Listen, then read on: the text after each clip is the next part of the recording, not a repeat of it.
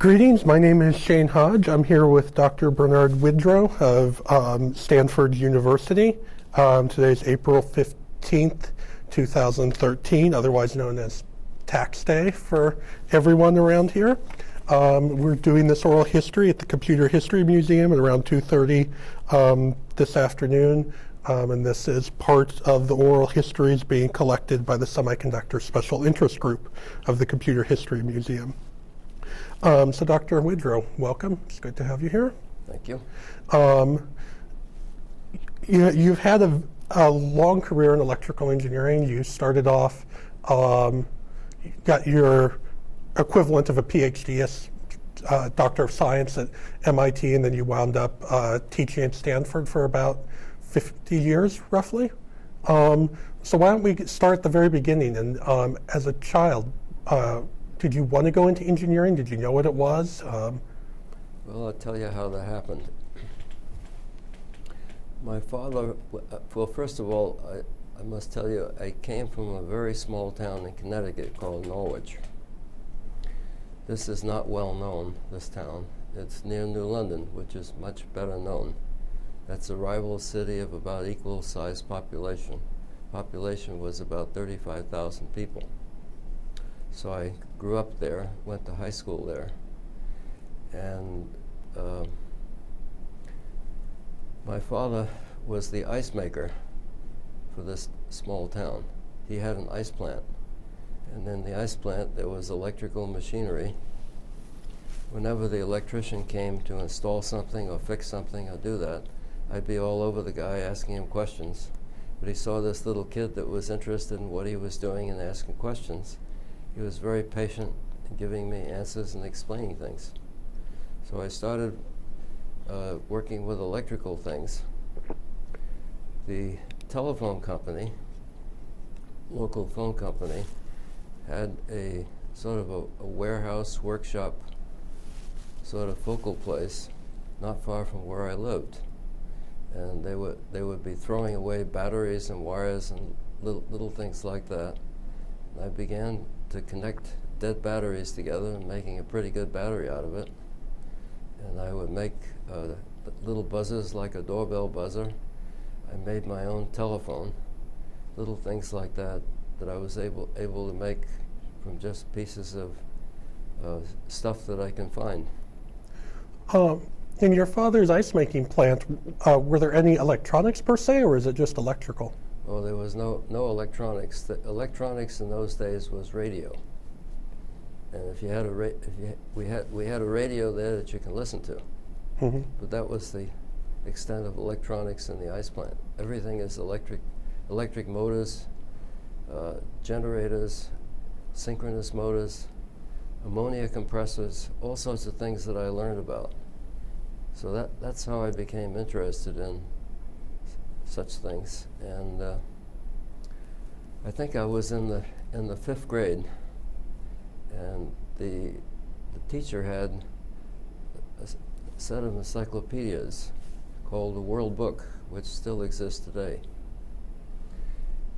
It was after class. I don't know what. I don't think I did anything bad. I think I just wanted to talk to her about something. So I was waiting for her after class. I was sitting there, and there was this long row of encyclopedias. So I was just waiting, so I grabbed the volume at random and opened up a page at random. And the volume I grabbed was the R volume. When I opened it up, it was all about radio. So I started reading about radio. How does a radio tube work? So I read that. I was just fascinated, totally captivated. And I started to make radios when I was a little kid. And I made radios and radios and radios, and none of them worked. It turns out I didn't get the theory completely correct. There was a few missing concepts. The radios didn't work. Finally, when I got the concept right, I was able to make a radio that worked. And I remember it was my 16th birthday. And I had a workbench in the basement of our house, tubes all over the place, glowing tubes. My father came down was able to listen with a pair of earphones and can hear speech from the radio. And he looked at that and scratched his head. And he said, I never taught him all that. So I laughed. And I was hooked. What year was your 16th? When a kid can do something that his father doesn't understand, this is good. What year was your 16th birthday, roughly? Well, I was born on December 24, 1929. Okay. So you have to add 16 years to that, if you can do that. So 1945. Something like that. Okay. But it was wartime, Second World War. You couldn't get parts. You could not get parts for radios. Everything went to the war. But there were a lot of old radios that weren't working anymore. I was able to pull parts from them and put together parts from this radio and that radio and put it together and make a radio that's working. I was doing this for the neighbors. When I went off to college, I went to MIT. I had a very good friend in my freshman year, a man named Amma Bose, who's now very famous for his loudspeakers and Bose, etc. Mm-hmm. He grew up in Philadelphia. We were both the same age within about a week. We were good friends, and he told me that as he was a kid in Philadelphia fixing radios for all the neighbors just like I did. The big difference is that I did it for the love of it. When he fixed the radio for a neighbor, he charged. So he was the businessman. What made you want to go to MIT? Well, I had a little chat with my father, and at one point, the man I worshiped was the electrician who came to the ice plant to install things or fix things. And we're talking about the future. And I said to my father, what I wanted to be was an electrician. My father says, no, you're not going to be an electrician, you're going to be an electrical engineer. And I said, what's that? And he said, I don't know what that is, but that's what they teach at MIT, and you're going to go to MIT. So small details like gaining admission. Well, one night, one evening, see, during the war we were very short of help. My kid brother and I were working in the ice plant. We were kids. I mean, these days OSHA would never have permitted anything like this, working with heavy machinery. And when you're making ice, every half hour you make what's called a pull. That means you pull ice out of the floor. You empty the cans out, the ice slides out, you fill it up with water, and you put it back again. But there were six cans. Each one had 300 pounds of ice. So it's 1,800 pounds of ice, plus a couple of 100 pounds of steel in the cans. You got at least a ton of stuff you're fooling around with. These two kids are pushing this thing around, lifting it up with a crane. I don't know how we made it, but it wasn't all that dangerous, but it could have been.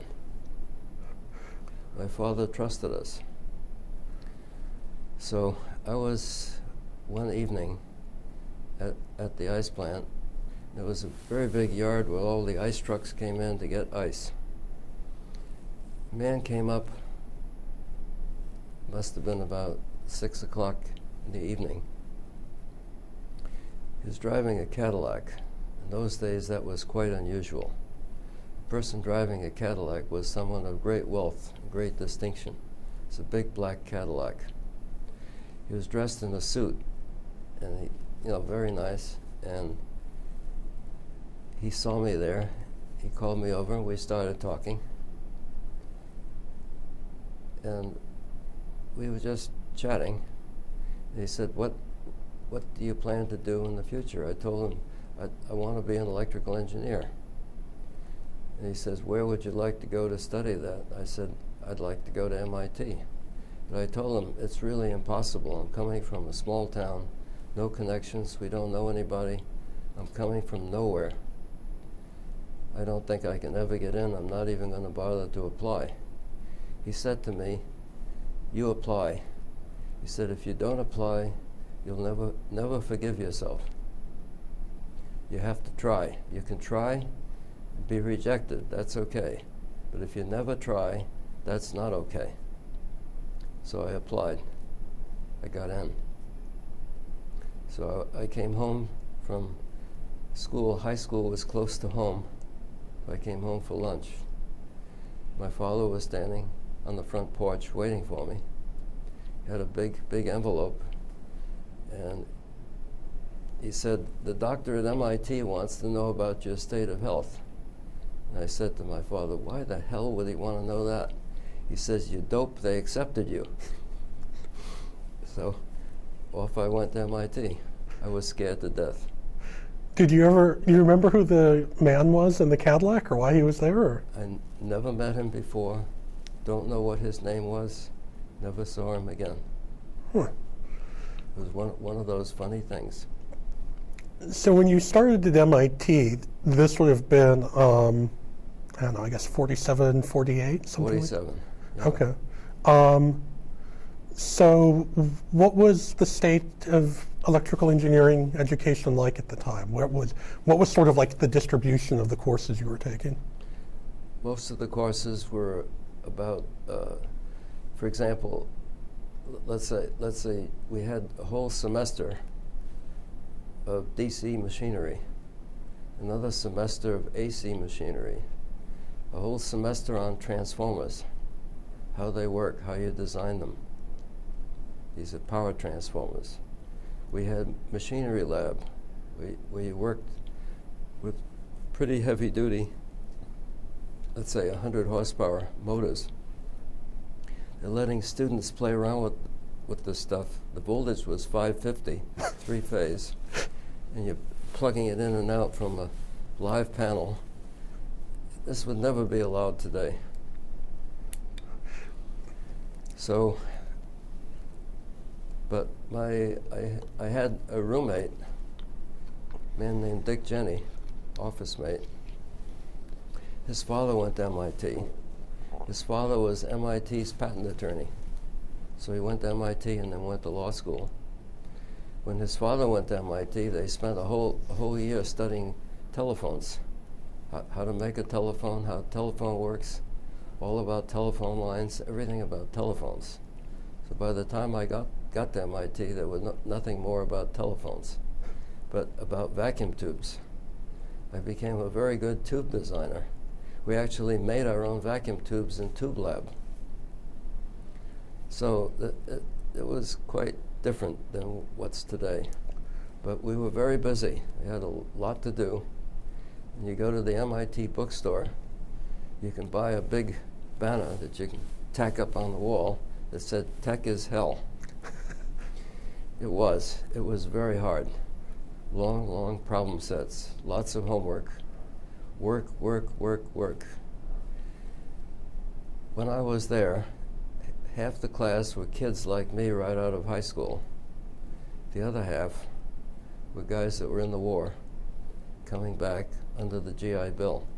So they were typically about 5 years older than we were. So it was like two groups, the older guys and the kids. We were sort of the cut-ups. They were very serious. Now they lost several years of their lives. They didn't lose their life, but they were very, very serious about getting on with life. So it was really sort of a strange dichotomy. And it was quite interesting. There were some amazing guys. As an undergraduate then, were there any courses you had, signal processing, transistors, computer architecture, anything along those lines? Are you kidding? Computer architecture? Thought I'd ask. There were only 6 computers in the world at that time, approximately. MIT had one. Every computer was homemade. No two alike. There were no courses in it.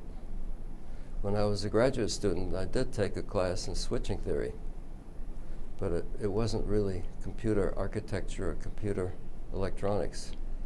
It had to do with doing logic with relays, which is what the telephone company was doing.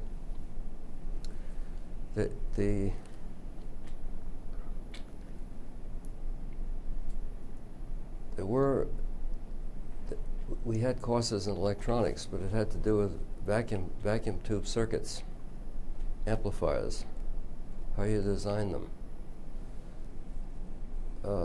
this sort of thing. But till I was a senior, there was nothing about transistors. When I was a senior, it turned out that MIT had 2 transistors. And what we were doing was doing experiments, reproducing some of the experiments that Shockley et al. Had published in an article in the Proceedings of the IEEE. So we were doing experiments trying to reproduce what Shockley had done. So I worked with a transistor. I was able to make an amplifier from it. And the amplifier was such that I couldn't even get a voltage gain of 1. I couldn't even get a power gain of 1. The input impedance was not infinite. It was fairly low in the kilo-ohm range. The output impedance of the amplifier was not low. It was also in the kilo-ohm range. There wasn't much that the transistor could do, just almost allow what was put in to go out. But it was such that I knew that this was the future of electronics. It was just obvious to me. This tiny little thing, so small compared to a tube, and no filament, no standby power, just simple. And we had to be very careful doing these experiments, because if you burned out the transistor, you would have burned out half of MIT's supply. You would have burned out half of the transistors in all of New England. Where these transistors came from Bell Labs. Somebody smuggled them out of Bell Labs and got them to MIT so we can do some special experiments. So that was my experience with transistor. Did you ever hear from Bell Labs about those, or? I never did. Okay. I was not responsible for smuggling them from Bell Labs. So that was in your senior year of as a student there. What prompted you to stick around for graduate school?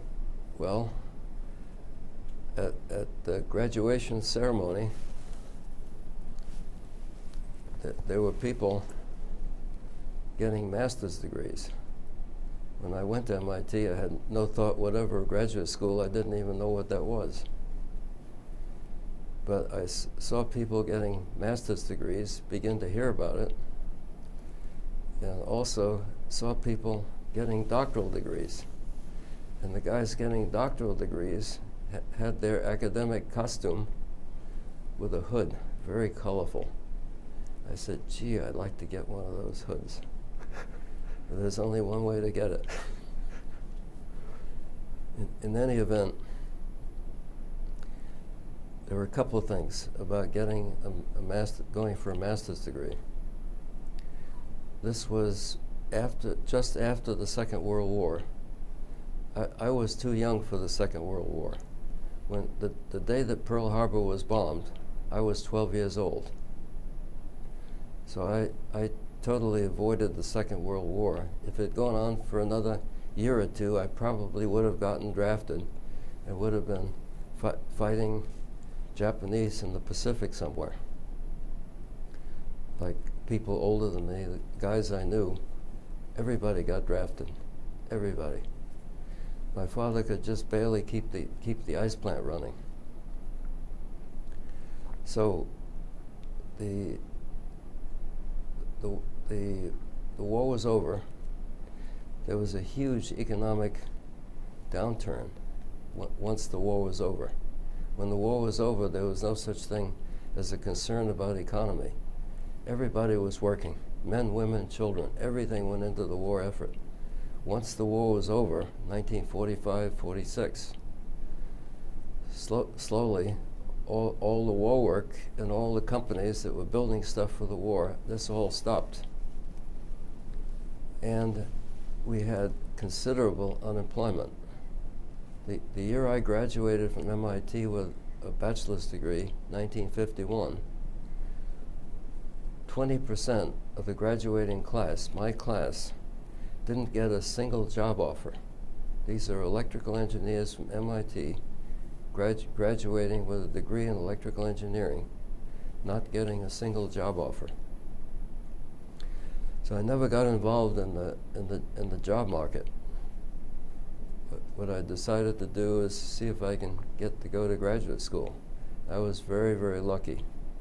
I was able to get a research assistantship in a laboratory at MIT that was called the Digital Computer Laboratory. And there we were building a computer. I was assigned to the magnetic core memory group.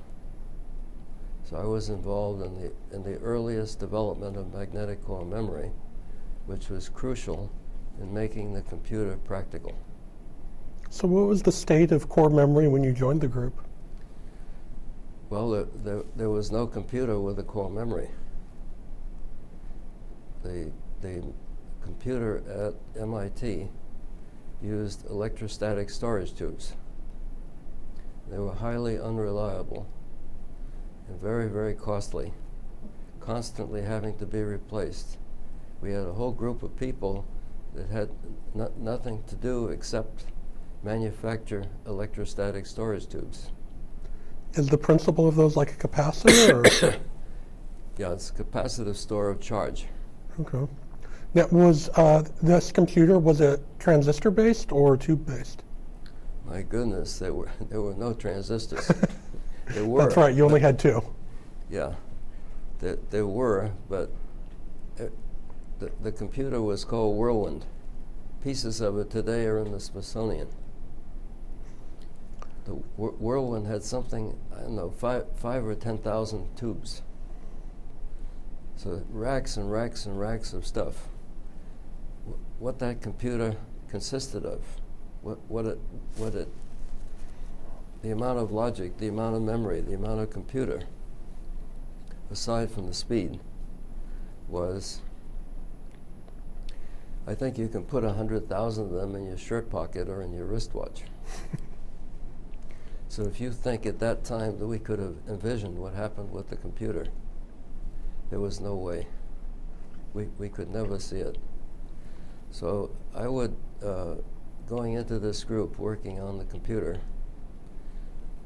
I would tell my father that this computer can add to, I'd go home, sometimes I'd go home on weekends. Where I lived was about 100 miles away from MIT, so sometimes on weekends I'd go home. And I was telling my father what it was that we were doing. And I said that this machine can add two numbers together. I'm trying to remember the numbers. I said, can add two numbers together in 10 millionths of a second. And he looked at me like I was crazy. He said, why on earth would anybody want to add numbers together so fast? The way you add numbers together is you put them down on a piece of paper and you get your pencil and you add a column of numbers. So it was a total mystery to him why anybody would want to add numbers that fast. What was the application you were using the computer for at that time? The application for the Whirlwind computer was air defense. They had various excuses for building the computer. I think it was sponsored by the Navy, Office of Naval Research, and I think the Air Force also was a sponsor. And the purpose was to take radar signals in real time, tracking aircraft, feed them into the computer in real time, and track them, and be able to use outputs from the computer in real time to guide interceptor aircraft to go up and shoot down Soviet bombers. So was this your first introduction to signal processing or exposure to it? Basically, that's right. Unless you consider playing with radios, those were signals too. Right. And a radio is a signal processor, isn't it? Haven't thought of it that way, but yeah, I guess it would be. It really is. Well, then I guess I should amend the question. Your first experience with digital signal processors. Well, that was in graduate school. So what happened was that they were tracking aircraft. I was initially involved not with how they're applying the computer, but in how to make the computer, how to make parts of it. And the part that I was involved in was the memory. And what we were building was random access memory, RAM. Did they have a prototype of it working before you were there, or were you the? They had a little thing that can store 4 bits. And the first thing I did is design the memory plane that can store 16 bits. And I designed some of the electronics. And this was all built up by technicians and then tested.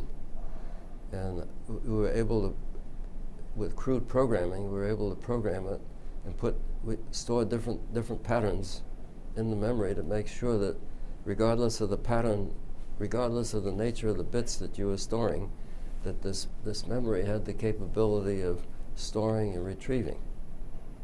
So the memory that I built, you could store things in about 10 microseconds, and it would take about 5, to get information back from it would take about 5 microseconds. Now, So that gives you an idea of the time frame. was a read in core memory? Was a read destructive of the data on that bit? It was a destructive memory. What my master's thesis was a non-destructive memory for core memory, non-destructive readout, that you could read it non-destructively. You see, the way the core memory worked is you store things by magnetizing these cores in one direction or the other. So you store a 1 or a 0. But in reading out from an individual core what the contents was, whether it was storing a 1 or a 0, what you always did was you wrote a 0 into it. If the core already had a 0, you're not changing the state of the core. If the core had a 1 and you store a 0, you switch from a 1 to a 0. If there's a switching, there was a sensing winding in the memory plane that would pick up a pulse because there was a rapid change of flux in one of the cores. So you'd get an output pulse, or you wouldn't, depending on whether the core that you selected was storing a 1 or a 0. But if you write a 0 and the core was storing a 1, you have to refresh, you have to rewrite the 1. Otherwise, you would have destroyed the information at that core, and that was what you call the destructive readout. So you had to rewrite it immediately. With what I had done for my thesis, master's thesis, was to develop a method of non-destructive readout. So I did that. So in any event, I was a graduate student when I did that, and I was a part of this digital computer lab. There was a class that I took from Professor William Linville at MIT, a class called Sample Data Systems. Sample Data Systems. Today you call this digital data, or in Europe they call it numerical data. It was taking a continuous signal and sampling it. And he taught a class in that. He himself had done his doctoral thesis on that subject. Today you'd call that subject digital signal processing and digital control systems. So it was a mixture of signal processing and control, all in one class. Were you quantizing the signals too, or were you just sampling them? The signals had to be quantized if they were digitized, Okay. but the quantization was not treated. But what I did for a doctoral thesis was to develop a theory of quantization noise. That was my thesis. Did that correlate with you working more on the application side of Whirlwind, moving from the core to applications, or? There were no applications of digital signal processing. Well, let me rephrase that. Of moving from working on the core to working on applications of that computer. The signal processing was totally independent of the core. In other words, I sort of, what happened is that when I became a graduate student and took the class from Professor Linville, I wanted to be his doctoral student. I didn't care what he was working on. I just wanted to be his student. I just liked the way he did things. I liked his thinking. I admired him tremendously. And what he was working on was signals, algorithms. What I had been working on previously was hardware. So I switched from a hardware guy to an algorithm guy. I've been an algorithm guy ever since. All right. Were you able to do any implementations of the algorithms, or were they all sort of on paper analyses? This is all on paper. Okay. It's a funny thing. Sometimes in academia, you do things so many years ahead of the outside world, long before any of this stuff has practical application. You're doing it. I mean, to be 25 years ahead in a university where you're doing basic research is quite reasonable. In an academic setting, you don't necessarily worry about immediate application. Today, there's more immediacy than there was at that time. And so he was teaching a class and people were studying this stuff, learning about today you'd call fundamentals of digital signal processing and fundamentals of digital control systems. This was way before there were applications. I remember when I was still a graduate student, or perhaps when I was a brand new faculty member, in another lab, one of the guys was working on a project that would take an analog signal and convert it into digital. In other words, the world's first analog to digital converter. I remember when that was developed. Do you remember who that was? Yeah, Doug. Oh, I'm having trouble remembering his last name. Might come back later in the interview. I think if we looked in the history of digital analog converters, if we Googled it, we'd probably find the rest of Doug's name. So you finished your PhD, you got the hood you wanted. Got the hood I wanted, but the thing is, when I did the master's thesis on non-destructive readout, I needed a thesis advisor. So you had to do a master's thesis there. And I was taking the class from Professor Linville. I asked him if he would be my thesis advisor, and I showed him what I did. When he saw what I did, the trick I used to do a non-destructive readout, it wasn't his field at all, but it was a form of signal processing. And when he saw that, I asked him to be my thesis advisor for the master's thesis. He said, absolutely. So he became my master's thesis advisor. What I was really hoping to do is to go on for a doctorate.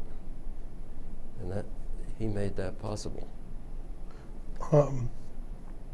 So once you had your doctorate, did you consider at that time perhaps going into industry, or did you want to stay in academia? What happened was that Professor Linville was just as I was getting my doctorate, he was leaving MIT. He went to Washington, D.C. to work for IDA, the Institute for Defense Analysis. So he went there, and I kept in touch with him. and I took over teaching his class. It's a class I myself took only 2 years before. But I had already had some teaching experience. See, what happened when I was a first-year graduate student, I took a class called Principles of Radar. And MIT was very big on radar because that was a big activity during the Second World War. And MIT was tremendously involved, MIT and Harvard, in the development of radar for the war. So I took a class from Professor Reinches, Frank Reinches, and he also was a man I admired greatly. I just liked the way he taught, liked the way he thought. And the year after I took the class, this is a graduate course, the year after I took it, he needed somebody to teach the class, and he asked me, could you teach it? I said, sure. Never taught before in my life. Could I teach it? How do I know? But I said yes. So I did. That was one of the best classes, best bunch of students I've ever had. All the guys in the class were older people coming back from the war. They were all naval officers. They'd all been to Annapolis. They'd all been to Naval Postgraduate School in Monterey, and they'd been out to sea, and they'd operated radar sets, and I'd never really had my hand on a radar set. And here I'm teaching principles of radar. These guys know all about radar. How am I going to teach them? They're going to be teaching me. It didn't work out that way, because the course really had to do with the electronics of the radar. The electronics and the mechanical parts, all sorts of stuff about the radar. Things about that, what I taught in that class and what I learned from taking the class, I'm still using today. So this is getting toward about the late 50s, roughly, at this point. One question for you. You've mentioned the guys from time to time. Were there any females in your in engineering at MIT? There were. Let me describe that to you. I will describe it. There were, in my freshman class, there were 900 of us, of which 11 were female. One was really good looking, and she lasted the freshman year and then got married to somebody and was gone. The others stayed and did fine, but it was really unusual. And if you needed young ladies for dating purposes, what you had to do is go out to Wellesley, which was a good trip away, or Boston University, or several of the schools around there. But basically, MIT was a boys' school. Today, it's completely different. I don't know, I think almost half the undergraduates there are female.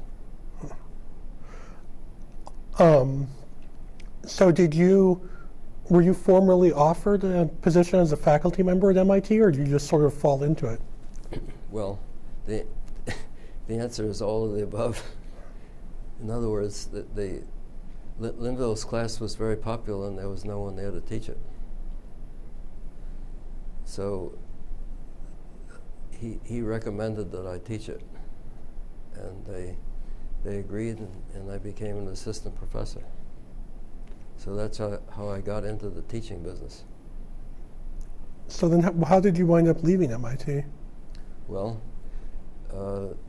when I received the doctoral degree as a Doctor of Science,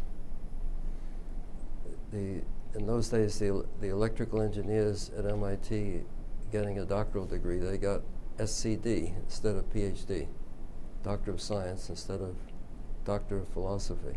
The physicists, the mathematicians, they got PhDs.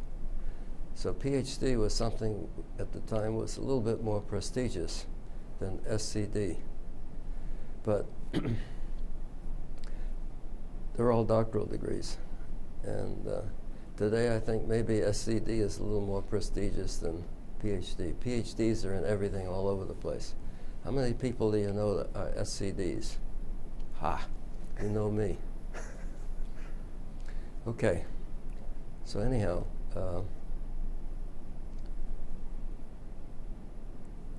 I joined the faculty, began teaching that class, and teaching other things, but developing my own research. So I received the doctoral degree. Oh, I was going to tell you, coming here, the guys getting doctorates in electrical engineering in my group, there were 20 of us, 20 doctoral degrees in electrical engineering. 10 of the 20 were given the position of assistant professor. So what it was really was a training program for professors in electrical engineering. And that there was no plan at MIT that those people are going to stay there. So they had to get a job somewhere else. Turns out that Professor Linville had a brother, an identical twin, who was at Stanford. And he's the one that recruited me to come to Stanford. So that's how I got to Stanford. So did you visit Stanford before you accepted the job, or? Before I was offered the job, I had made a trip to California to give a paper at a conference called WestCon. It's an IEEE conference. So I came and gave the paper. The paper was given in the Cow Palace. And to describe what the Cow Palace looked like at this huge IEEE convention, it was amazing how they broke it up with canvas partitions. You can hear from one meeting to the other. But it worked. And after the meeting, I planned to spend a week in California. I'd never been outside of New England. So I got a Hertz rent-a-car and started driving at random. I didn't care where I went, I just wanted to see something of California. So I got in the car and started driving, and I knew that there were freeways, and I didn't know what a freeway was. I'd been on the Merritt Parkway in Connecticut, but nothing like a California freeway. The size and scale and the speed of the cars and the exits and the entrances and all this stuff, I didn't know anything about that. But somehow I got the car, I was driving in San Francisco, and I saw signs that said 101. So I said, gee, that must be like Highway 1, which is on the East Coast, north-south. Indeed it is. So I got on Highway 101. Well, it turned out I didn't know that this thing goes two ways. There's a north and a south. It turned out I got on the direction going south. I didn't know that Hertz would give you a map. You can actually figure out where you're going. I had no map, nothing, just got in the car and took off. This was, of course, before I was married, before I had children. You understand? Okay. So I started driving south. I began to go south, and everything's fine, very interesting. I was just fascinated. Try to keep my eyes on the road, but I'm looking all around, looking at all this stuff. I can't believe what I'm seeing. It's so different from the East Coast. And all of a sudden, I began to see signs that said Palo Alto. I said, gee, that's where Stanford is. Then I kept driving, and I saw Palo Alto University Avenue. So I got off at University Avenue, and I drove through Palo Alto. And it looks almost the same, driving through it today, as it did way back then. This is, we're talking about 1957, 58, somewhere around in there. So I drove through Palo Alto, very, very pretty little town, just nothing like that in Boston. And what a great place. Then I drove down under El Camino onto Palm Drive, right down into the Stanford campus. Then you could drive all around on the campus, and you could see the whole thing. I said, boy, what a beautiful place that would be to spend a career. So I went back to MIT. So when you drove down 101, you said you were looking around. What was around 101 at that time? I don't know. Everything was different and fascinating. And after visiting Stanford, just looking at it, I spent overnight in East Palo Alto. At that time, it was called Whiskey Gulch. They took it all out now. It's all gone. But I pulled up to a place that was it was a store that was selling prospecting supplies. And right next to it was a Wells Fargo bank. I said, my God, I'm in the Wild West.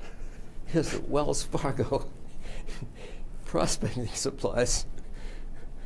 The 49ers, that wasn't the football team, it was the people that went out there digging for gold. The Wild West. And when I was driving down Palm Drive, I saw palm trees. Palm trees. I never saw a palm tree in my life. I couldn't believe this thing. It was so beautiful. And the campus was so beautiful. So after visit in Palo Alto and Stanford, I took off on 101, went south.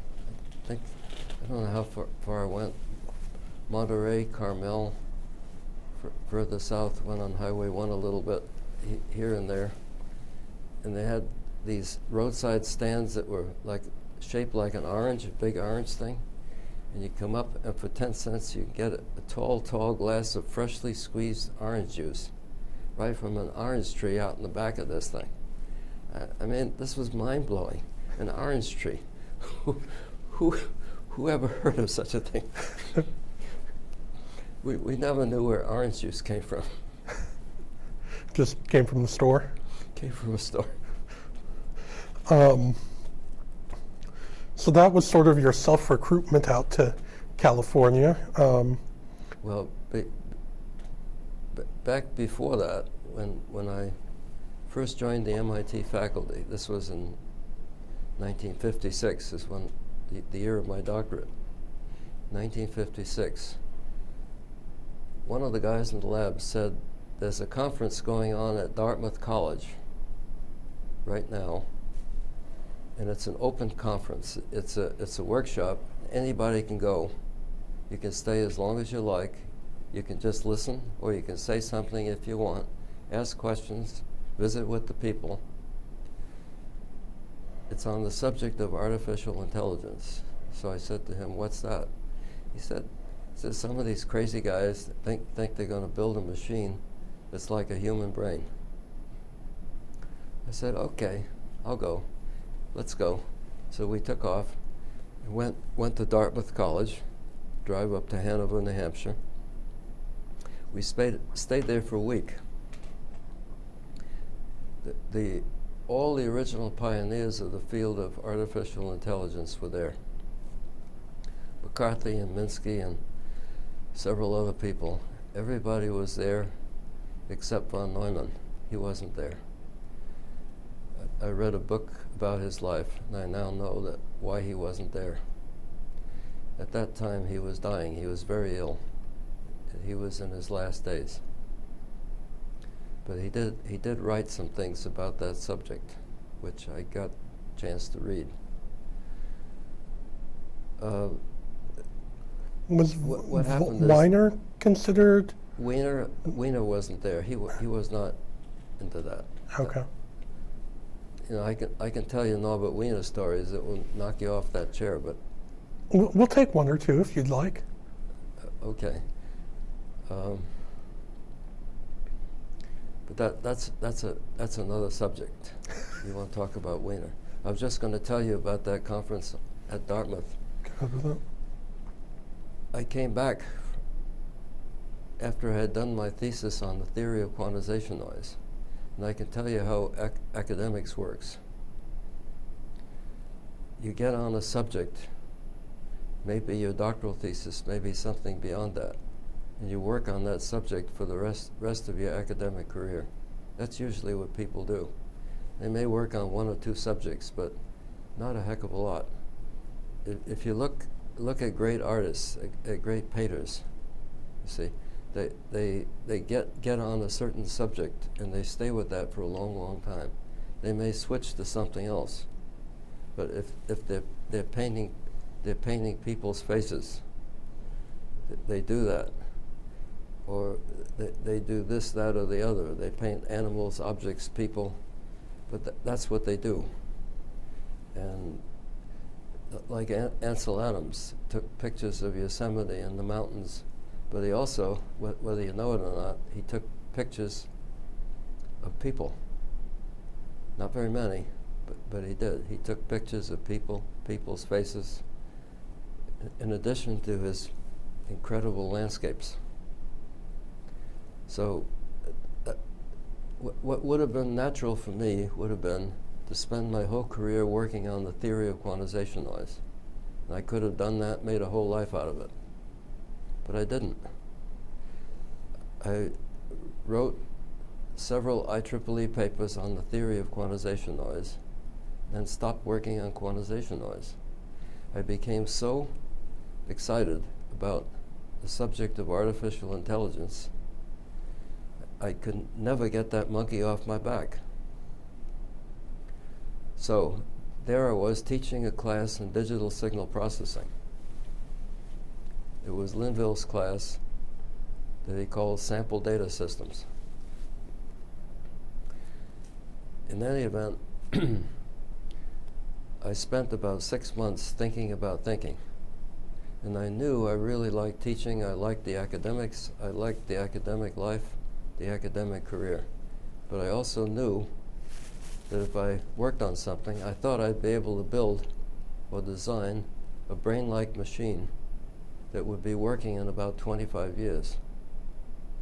I knew that if I worked on something and didn't have results for 25 years, I'm not going to be able to stay in academia. Not possible. You know, publish or perish, or accomplish or down in smoke. What could I do in the short term? Never mind trying to build a brain. So I thought of a way to take a digital filter and allow it to learn. And what it was basically it was a Wiener filter that could adjust itself. And I had studied Wiener filter theory when I was a graduate student at MIT, so I knew all about that. So you develop a filter that will automatically adjust itself, self-optimize. It learns and it improves with experience. And I was able to build that and actually make it work by computer simulation. What did you build it on? This was done at MIT on an IBM 701 computer. It's a big, it's a room full of stuff. You'd call it a mainframe. Today, you can put 100,000 of them into your wristwatch. Was Wiener at MIT when you were there? Oh, yes. He certainly was. He was the most famous professor when I was an undergraduate, when I was a graduate student, and for 3 years when I was on the faculty at MIT. Okay.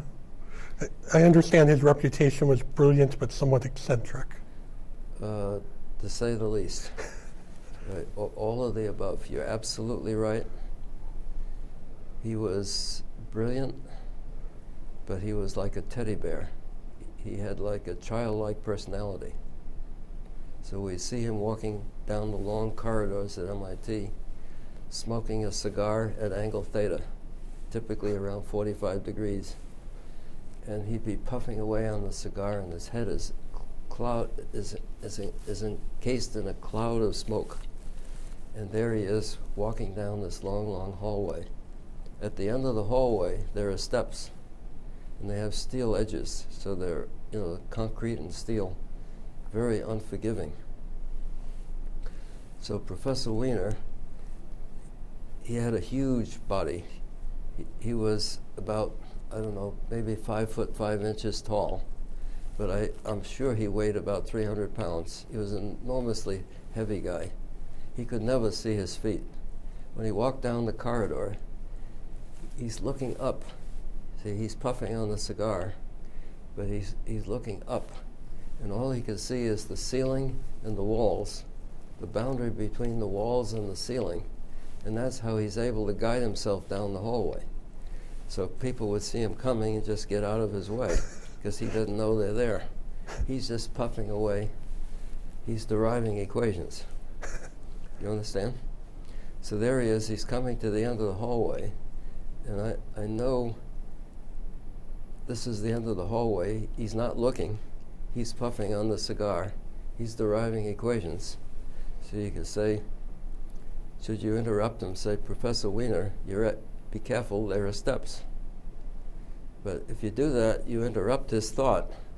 You might set science behind by 10 years. On the other hand, if you don't tell him about the stairs, he might kill himself. So what do? So you just stand there and pray. And he's done this year after year and never fell down the steps. Somehow. So another story. You want 2 Norbert Wiener stories? I'll tell you another Norbert Wiener story. This one's really cute. He loved it when people recognized him. He wanted to be famous. He loved being famous. He loved it. It was obvious. And you see him everywhere. He's all around the place. He's wandering all over. He's not sitting in his office. He's puffing the cigar and walking the big hallways.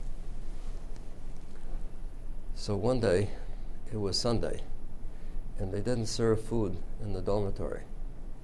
So I was with two of my closest friends, and the 3 of us were going out. I had a little car, a little Plymouth, and we were going to go to get brunch. It was brunch time. So we got in the car and drove up on Memorial Drive up to a restaurant called the Smith House. So going to the Smith House was a real treat compared to dormitory food. So I parked the car. The 3 of us got out. We went into the Smith House. We went into the entrance. It had a lunch counter, and it had a set of booths. And the booths were alongside a wall with windows that look out over the Charles River. So it was quite nice to get a booth there. So we came in, and at the lunch counter, who do we see sitting on a stool having brunch? Norbert Wiener. He's an enormous man on this little tiny stool, yet he's sitting there and he's having a meal. So we went in, got a booth, had brunch, paid the bill, got up, and we were going out. We noticed when we went out by the lunch counter that Wiener was gone. So I had the keys to the car. I was going outside to the parking lot. And we're going along, and we see this old battered Chevrolet, old beat up car. And who's in the car? Norbert Wiener. So I walked by, and he rolled down the window, and he said, I seem to be having trouble starting my car. I wonder if you could give me a push. And I said, certainly, Professor Wiener, I'd be very happy to give you a push. And as soon as I mentioned his name, his face lit up. He's so happy. But I think he must have assumed, looking at us, that we're 3 MIT boys at the Smith House. Well, I have to tell you, before I continue with the story, a little bit of background. He wrote a book called Cybernetics. And now we got cyber this and cyber that and blah, blah, blah, blah, blah. Nobody knows where it came from, but I can tell you, cyber is from Norbert Wiener, his book on cybernetics. What the book was about feedback and feedback control in the body of humans and animals, how nature does control. It's man machine control. Well, it's a whole hodgepodge of ideas that he had. So he knows all about control and all about feedback in animals, et cetera, et cetera. Okay, now I'll continue with the story. So he said, can you give me a push? And I said, Professor Wiener, I'd be glad to do that. So I got my car and drove around, got behind his car. In those days, you can start a car with a push. See, these were not automatics. Everybody had a stick shift. So I got behind this car. I put my car in first gear. So I've got plenty of get up and go. And I got behind and I started letting the clutch out and giving gas so I don't stall my engine. And his car is not moving. So I said, I know what he's doing. He's got his clutch out, he's got it in first gear. I said to the guys in the car, I said, should I go and try to explain to him how you should handle a car getting pushed? Explain how you do a push? They said, he'd never understand. So I said, he'd never understand. So I said, look, I'm going to tough it out. I hope I don't burn out my clutch. So I gave it the gas and slowly let out the clutch. And then gradually, inch by inch, his car starts to move. And then it starts to move a little bit, a little bit, a little bit. And all of a sudden, he takes off like a rocket. So I know exactly what he did. He had it in first gear. He should get a push in second gear or third gear and get the car rolling and then let the clutch out once your car is rolling. But you don't start from a dead stop with the clutch out in gear. Try to force who's pushing you to get, well, this is another story. Anyhow, so he's in first gear and he's got his foot on the gas pedal and he takes off like a rocket. And of course, being a heavy guy, the car shoots out from under him and it pulls him back. And I guess his weight came off the gas pedal, and when you're in first gear and you take your foot off the gas pedal, the car practically comes to a stop. So his body goes forward, he gets his foot again now on the gas pedal, and he goes vroom, and then again it pulls him away from the gas pedal. So he's going vroom, vroom, vroom, vroom, like that. Meanwhile, he's waving his hand to thank me, and he's blowing his horn to thank me, thank me, thank me, and he's going broom, broom, broom, and there he goes out of the parking lot, right onto Memorial Drive.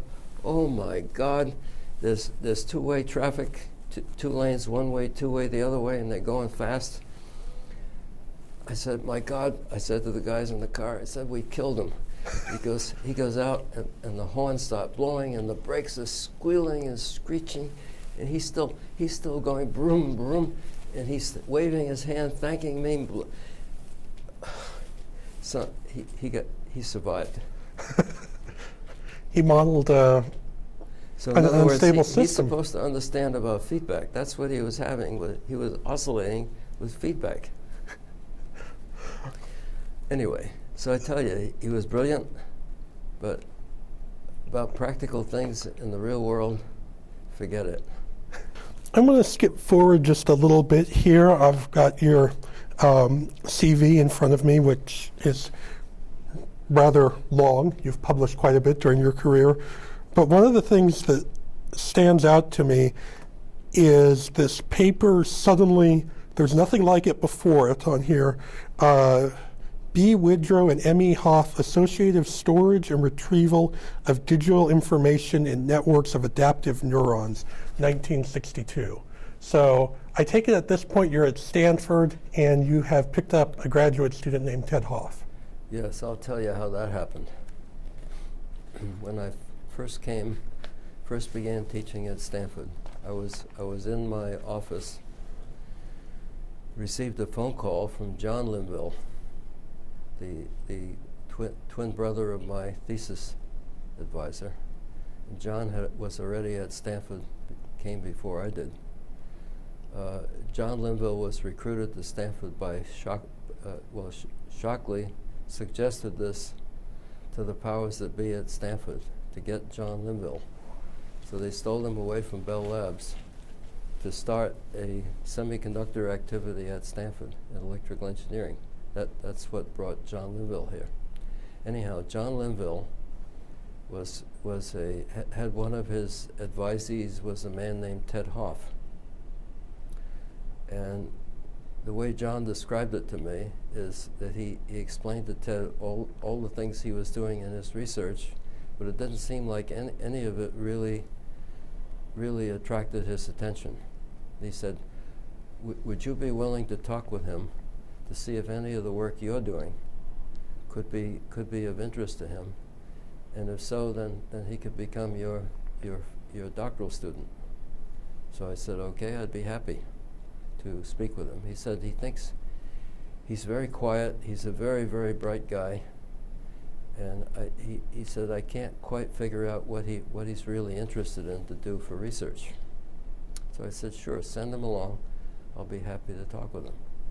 So the first session I had with Ted, I was up at the blackboard explaining ideas of an adaptive filter, a filter that can learn all by itself. And in explaining that to Ted, the course of the discussion, out came the idea of an algorithm today called the LMS algorithm. Stands for least mean square. That algorithm is the most widely used learning algorithm on the planet today. Now, this came out of a discussion before he was even your student, actually your student? Well, I don't know what happened. It just, the two of us just became attached together. And the first session we had, out came that algorithm. And within about a half hour after I wrote it on the blackboard, he had it programmed on an analog computer that was directly across the hall from my office. We had it up and working. Then we started to think of how, instead of using that big analog computer that takes up a whole room, how we can build something small that I can just have on my desk in my office. So we designed it, and then realized it was Friday afternoon, and the stockroom was already closed, so we couldn't get any electronic parts. The next day was Saturday, so it wasn't going to be open. So the next day we went downtown in Palo Alto to an electronic shop called the heck is the name of it? I keep thinking of Fry's, but it's not Fry's. Fry's didn't exist at that time. It was ZACK, Z-A-C-K, ZACK Electronics. They still exist. I think they moved from Palo Alto to Sunnyvale years ago. We bought all the parts, and that weekend we put together the first adaptive machine. We made a learning machine that we can teach to recognize patterns. And that learning algorithm is used today in every modem in the world. Now, and I can tell you that without that, we would have had digital communication on telephone lines at the rate of about 300 bits per second. And that would be it. But now, because of that algorithm, we have what's called adaptive equalization and adaptive echo canceling echoes and digital transmission. Without that capability, I don't think you'd have an internet. the device you built, was that Adeline or was that a precursor? That's Adeline. Okay.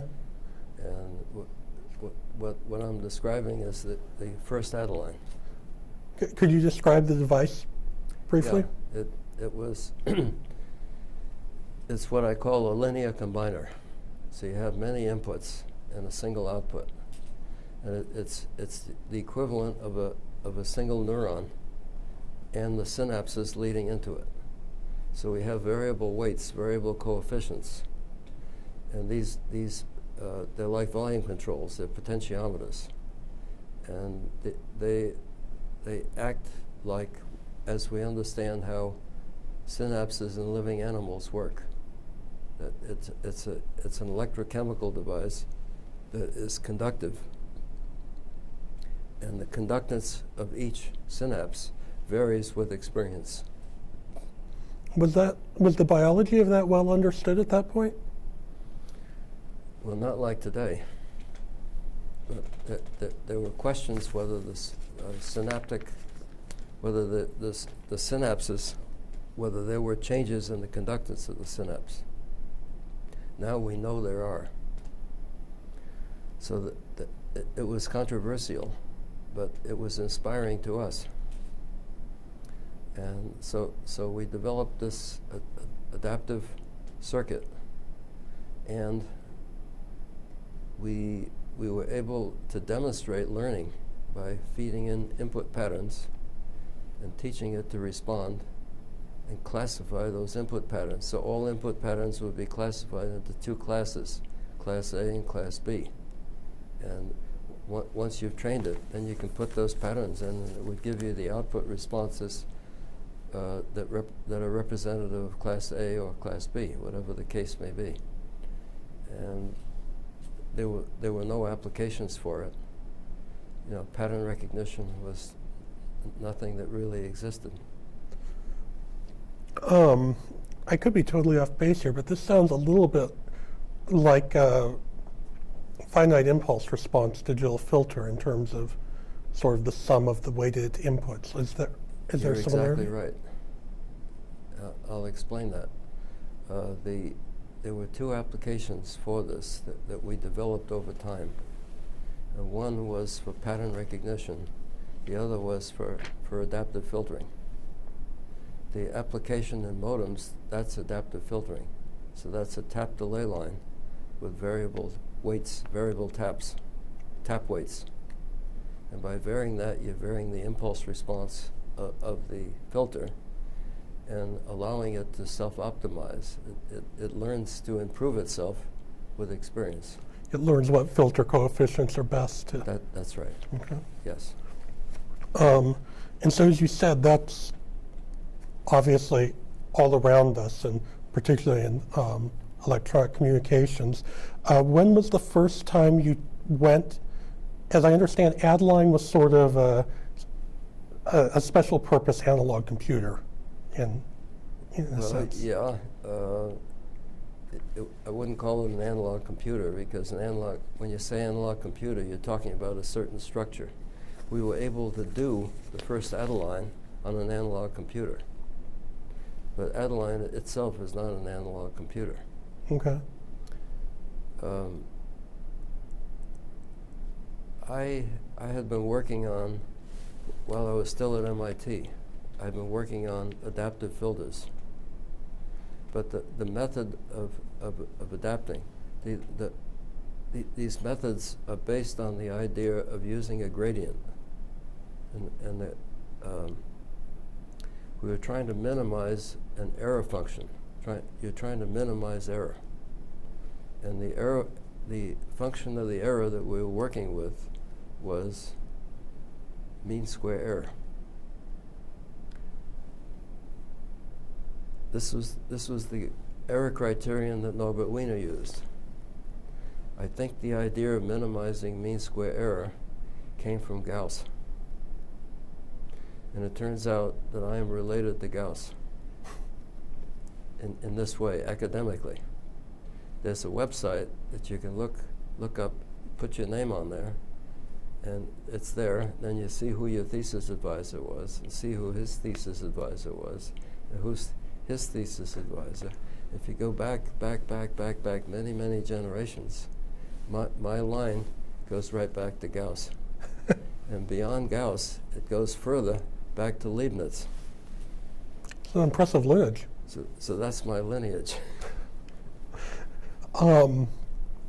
So you implemented Adeline. At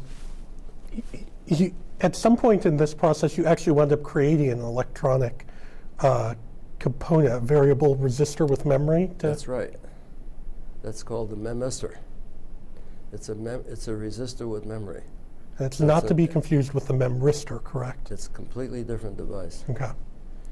The memristor was about 10 or 12 years before the memristor. The memristor is sort of an awkward name. Memristor is a very smooth, nice name. I think he had to call it memristor because memristor was already spoken for. But I never met the guy and never talked to him. I'm just guessing.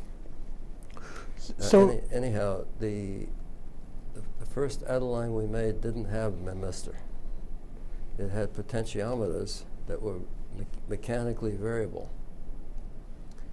And so I had been working long before I came to Stanford on adaptive neurons and adaptive filters, variable weights. But the method of the algorithm was quite different. Once we got LMS, much simpler, much more efficient. And that's the algorithm that today is used. Yeah, the methods I had before were very crude, simple methods of finding the gradient by taking each component and rocking it forward and backward to see whether performance got better or worse, and always changing the coefficients in the direction to make them better. With LMS, you didn't rock them back and forth at all. You got a formulation for how to change the weights to make it better. And you did it all at once, bang. And that we couldn't do before LMS. We had to do each weight one at a time.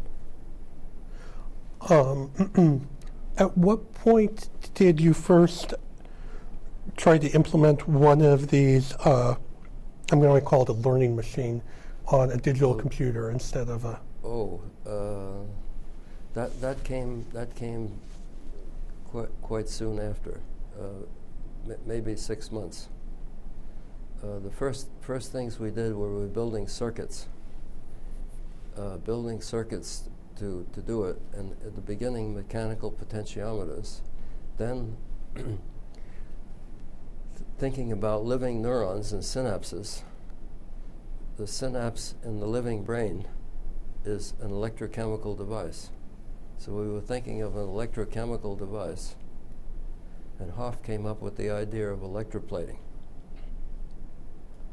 So if you have a plating solution and you put a resistive element in the plating solution, you can plate metal down on top of this element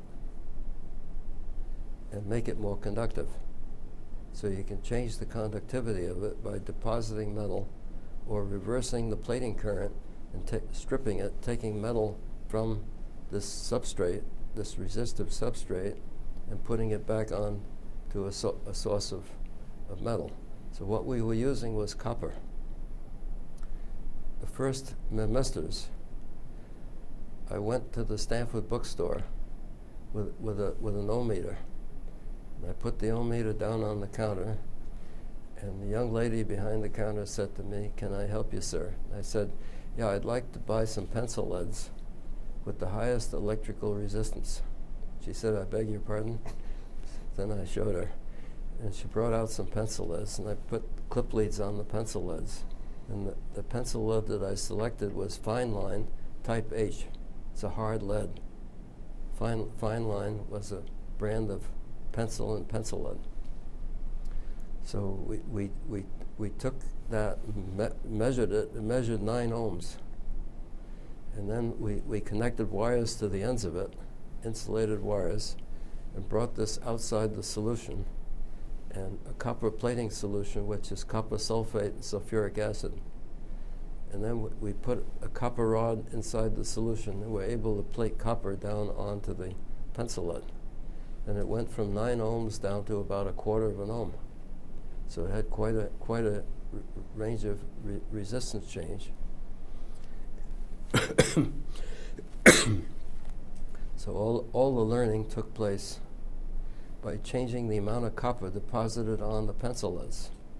So the first Adeline that we made with memristors was a pencil lead machine. Now the machine is all gone, we don't have it. But what I've got is pictures of it. So I can't show it to you today, but we do have pictures of it. Cool. Then what were your first implementations on a digital computer? These came later. What we did is eventually we got an IBM 1620 computer. This is a computer that was made in San Jose. And we we got our first computer. Maybe it was a year after Hoff and I first did LMS algorithm, and we started doing all simulations of neural networks on the computer, because what we physically built was a single neuron. Then we wanted to work with a whole network of neurons, and it was very, very slow to do this on the computer, but we were able to do it. And that's how we got started with computer simulation of neural networks. So the LMS general filtering technique got picked up fairly widely, probably by a lot of people who weren't necessarily thinking of neural networks or learning machines. How did that idea? How did that happen? Well, there's a man named Robert Luckey, who is very famous in the annals of the IEEE. He writes a column, right? He writes a column. And Luckey developed the adaptive equalizer at Bell Labs. He had developed a learning algorithm which is different from LMS, and not in my opinion, not as good. And it's very hard for anything to ever get into Bell Labs, because they're like MIT. The sun rises and sets right there, and all good things come from there, and anything coming from somewhere else is either suspect or ignorable, but somehow LMS got in there and got into their work on adaptive modems. And it was the work on adaptive modems at Bell Labs that really caused it to get into digital communications. About what year was that? Oh gosh, I don't know. 50, 60, probably 65, 66, 67. You have to Google and look up Luckey's first paper. Okay. And that would be his first paper, but he shows adaptive algorithms different from LMS. When they actually started using LMS, that I'm not sure. But they did adopt LMS, and that's the way everything has been done ever since. Another paper you have mentioned in your CV that became something of a classic was one from December of '67 in the Proceedings of the IEEE Adaptive Antenna Systems. Yeah, that became a citation classic. What was that paper about? Okay. That paper, I was on sabbatical. I started writing the paper before I went to Europe. Then I went to Europe. My students were here still working on it. So that the manuscript kept going back and forth across the ocean by airmail. So it took 2 weeks to go from Europe to California, 2 weeks to go from California back to Europe. But that's the way things were in those days. That paper was written and submitted to Proceedings of the IEEE. And the editor had a dilemma. I can tell from the letter from the editor where he enclosed all the reviews of the paper. And what the reviews were, one reviewer said, reject, absolutely reject it. Another reviewer said, publish it, but make some changes. And he suggested some things. The third reviewer said, I can't really make up my mind whether this paper should be accepted or rejected. He said there may be some interesting things in there, but I really don't understand it very well. So the editor had to make a decision. And he could have decided one way or the other, because it was sort of not clear how his reviewers are reviewing it. So he decided he's going to publish it. The paper was so original, so unusual, nothing like it. It makes it very difficult for reviewers, because it's what we say is off the wall. In other words, it's something out of the blue. Don't know where it comes from.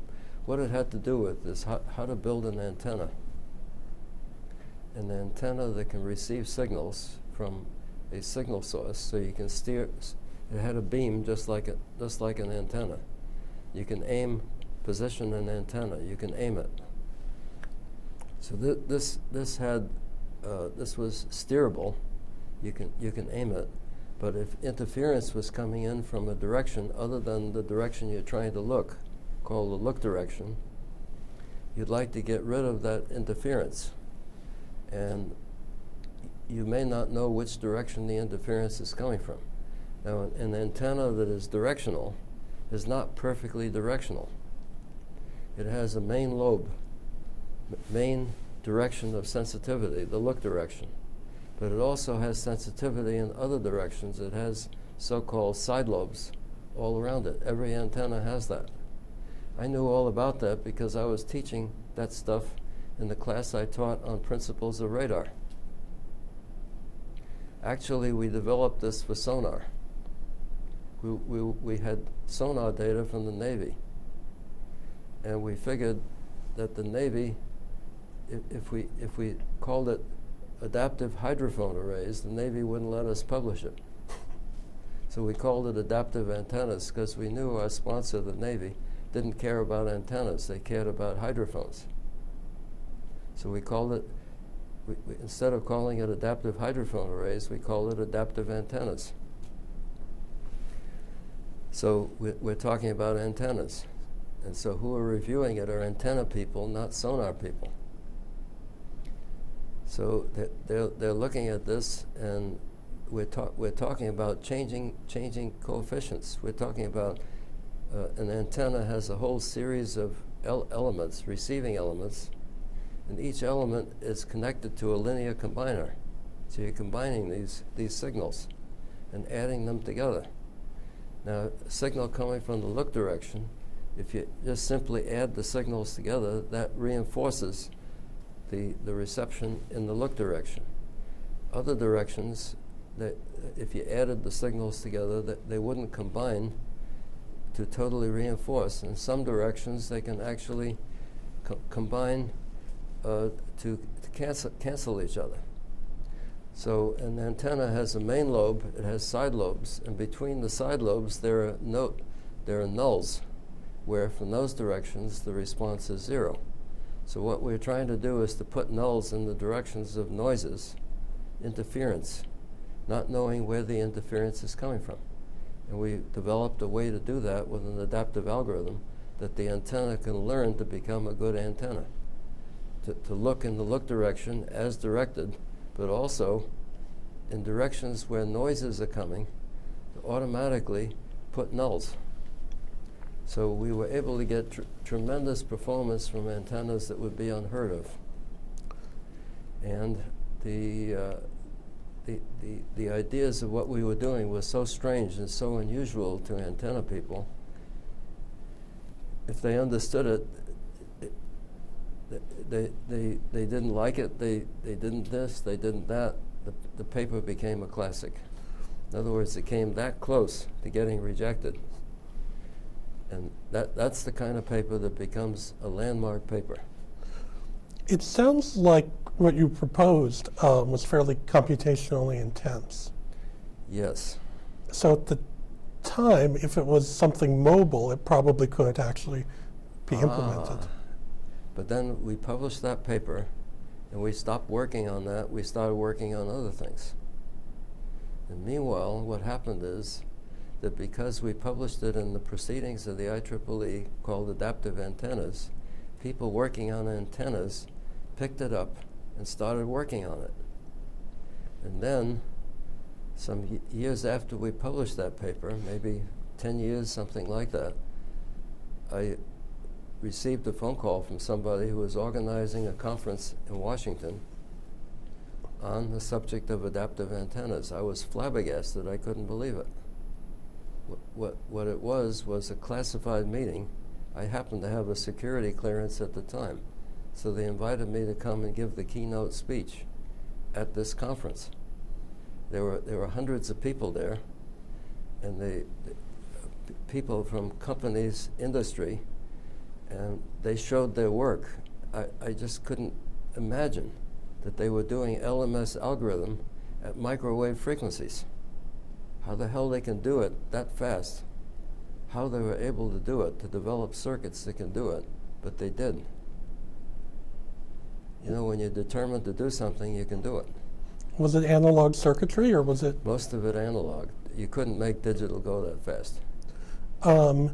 Nowadays, is that basic technology present in most wireless communications devices? Wireless communication devices all have that. They not adaptive antenna, but they have adaptive equalization and adaptive echo canceling. The next several more generations of cell phones are going to, the cell phone is going to have a little antenna array. The cell tower will have antenna arrays, and they both use adaptive antennas. If you can do that, you can have in the same cell, you can have somebody with a cell phone speaking in a given frequency channel, somebody else near him speaking in the same frequency channel at the same time. And what will happen is that your antenna in your cell phone will form a null toward the other guy using your same channel, so that you can greatly increase the capacity of the cellular network without building more cell towers. So guess what's going to happen? Now you have to realize how long ago that paper was published. Right. But this is the technology, versions of it, modern versions with modern circuits to do this. That's what I say. Sometimes these things are so far ahead. In this case, about 50 years between. No, that's not untypical. How are, just out of curiosity, in either today, if you're doing it, or in the next generation of cell phones, how would you physically implement these? Would there be a dedicated processor for just that function? Would it be subsumed into something else? I would have no idea. Okay. But the chip makers do magic. So going to that idea of a chip maker, I want to jump back a bit. You came out to Stanford right around the time that Shockley came out here to form Shockley Semiconductor. Did you know about that when you came out here? Did it factor into your decision? Well, I switched from hardware, semiconductor hardware. I switched from that to algorithms. So that wouldn't have had any effect on myself. What had an effect was that John Linville was here. And he was the one that brought me to Stanford. So my first year here, there was an IEEE conference in Denver, Colorado. No, it was in Boulder, Colorado. That's the first time I've been in Colorado. John says, I'm going to go to this workshop, an IEEE workshop on integrated circuits. And he was interested in the adaptive neurons because he thought that these things are going to become integrated circuits. And he was looking for good applications for integrated circuits. That's what got him very interested in the work that Hoff and I were doing. So he said to me, would you like to come? I'm going to this workshop. Would you like to come with me? We'll go to Boulder and attend this conference. So I went there. There were about 100 people at that conference. Half of them thought the future of electronics is integrated circuits. The other half thought integrated circuits are not going to happen. What was the reason? The reason was that in those days, in making transistors, the yield, the percent of the transistors that they made that turned out to be good, was something between 5 and 15%. So they say, look, we're trying to make a transistor. Most of the transistors we make are rejects. We only get a very small yield. You're talking about putting 5 transistors on the same substrate and having all the circuits interconnecting them made at the same time that the transistors are made. if a single transistor, if we only get 10% yield, if you put down 2 transistors on the same chip, you're only going to get 1% yield. You put 5 transistors on the same chip, you're going to get nothing. It's not going to happen. Where they were wrong is this: if you put down a transistor on a substrate, you can put another one right alongside of it, and if you get 10% yield on one,